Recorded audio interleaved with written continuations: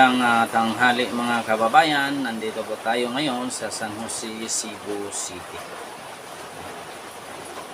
By the way mga kababayan, so ako po nagpasasalamat sa inyo kahit itong munting channel natin, sana like and share inyo ating video. Pala rin kung hindi pa ka na-subscribe sa ating munting channel, pa-subscribe naman dahil hindi pa.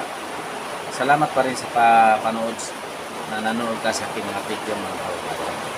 By the way mga kababayan, kung bukas ang inyong kalooban pag-share sa inyong mga excess blessing, so I hope na magkakaroon po tayo ng feeling forward ngayong 2023 December. Pasasayahin natin ng mga kabataan, mga kababayan, kung ito ay bukas sa inyong kalooban. Yung bukas lang ang kalooban mga kababayan, hindi yung sirado ang puso. Yung bukas lang ang iyong puso para mag-share ng blessing sa iba, i-PM nyo lang ako mga kabayan. I-PM nyo lang ako. Para naman mapasaya natin ang mga kabataang Pilipinong mga kababayan. Ito lang, hinihili ko sa inyo. Kasi may budget ko ako ng buwan, pero konti lang. Konti lang talaga. Kasi matagal ako hindi ako sa amin. I hope ito ay maintindihan ninyo para sa magandang layunin sa ating mga kabataan. By the way mga kabayan, kung hindi ka makasubscribe at sa aking munting channel, pa-subscribe na. Pa-like at share ang ating video para maragdagan ating mga subscriber. By the way mga kababayan, dito tayo ngayon sa kang Attorney Jokno. Ginagamit nila ang neutralize. Isang operasyon ng pulis. Gamitin ang neutralize para hindi mas lalong lumaki ang gulo o mas lalong hindi maraming mamamatay mga kabayan may operation sila. Bawat operation ng isang pulis o sundalo, yung neutralization talaga mga kabayan, nandyan talaga yan. For example mga kababayan, pupunta ka sa isang taong marami tayo. Katulad nito, ang dating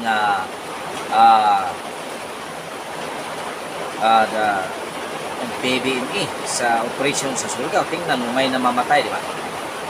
Kung hindi gagamitan ito ng persa, dahil ang PBME may maraming mga tao at may mga baril, kung hindi gagamitan ito ng persa, o ilan lang ang tauhan na ipadala mo, ay talagang hindi man-neutralize ang operasyon ng isang subject. Kasi lalaban at lalaban talaga ito. Mayroong namatay pero nahuli ang subject. So mayroon ring na neutralize lang talaga pero may namamatay. Ngayon, yung operasyon ng mamasapan, yung mga Marines,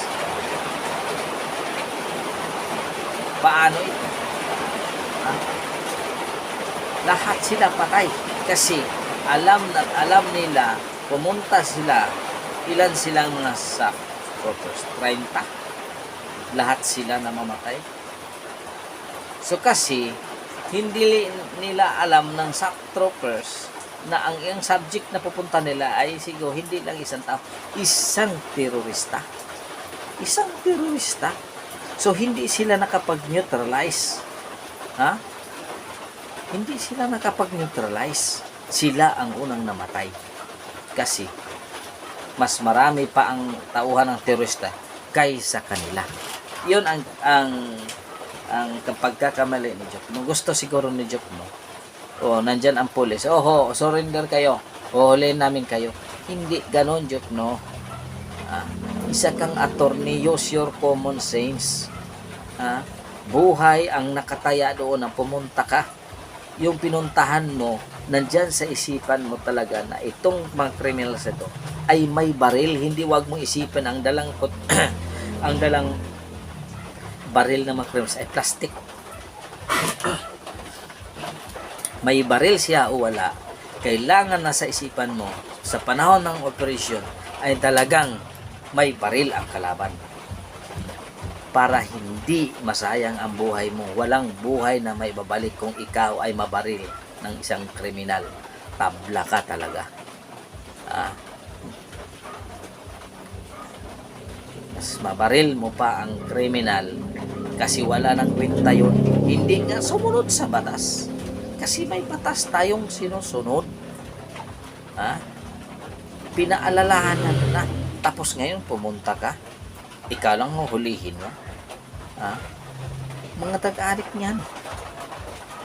Kahit sa makita nila nga ikaw talaga ay asset ng isang pulis, ay talang babarilin ka nila. Hindi ka pa bubuhayin nila. Yun ang kalain mo, Job, no? Pumunta ka nga, sumabay ka sa operasyon ng pulis kapag may raid. Hindi ka magpatulog-tulog sa pansitan dyan kasi alam mo, may mga baril yan. Pumunta ka ng raid, tapos batuta yung dadalhin mo. Kawawa ka, ang pulisa ka. Kawawa ka talaga. Tapos, kaya nga, gagamitan ng force, gagamitan ng marami para man-neutralize ang area. Pag neutralize ang area, wala nang gulo. Walang civilian na madadamay para materialize lang ang subject. Hindi ibig sabihin din, binaril ang isang suspect para man-neutralize lahat. Hindi, yun ang ibig sabihin. Kapag ang buhay mo ay nalagay sa alanganin, baril mo, patayin mo. Diba? Kasi naalanganin ang buhay mo. Sila, walang kwentang buhay nila. Kasi gumagawa na nga silang ng illegal. Pero ikaw, nagsiservisyo pa ka sa bayan at may pamilya ka pang naghihintay pag uwi mo. Sila, meron ba silang pamilya naghihintay? Wala. Puro problema ang iuwi nila sa bahay. Ito ang katotohanan, mga kababayan. Hindi yung human rights, AGK. Sino bang buang pulis huhulihin yung tao at barilin? Wala, yung huli na yun. Pero pag lumaban ka talaga, talagang papatayin ka kaysa maalanganin ang buhay nila. Di ba?